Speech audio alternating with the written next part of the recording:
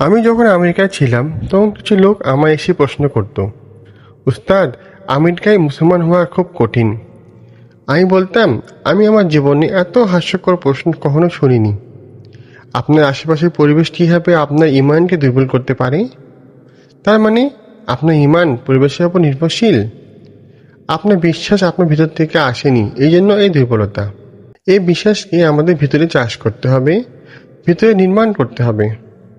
বিশ্বাসী এটাই একমাত্র পথ যেটা এসেছিল প্রথমবার।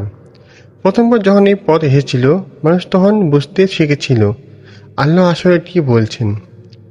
মহানবী সাল্লাল্লাহু আলাইহি সাল্লাম যখন কোরআন তিলাওয়াত করতেন, মানুষজন শুনতো আর বলতো, কি বলছো এসব? যখন তারা মনোযোগে বুঝতে শিখল, তখন তাদের পুরো পৃথিবী বদলে গিয়েছিল। তাদের পরিবেশে জাহান্নামের এক ঝলক দেখলেও তারা আর কখনো ইসলাম ত্যাগ করেনি।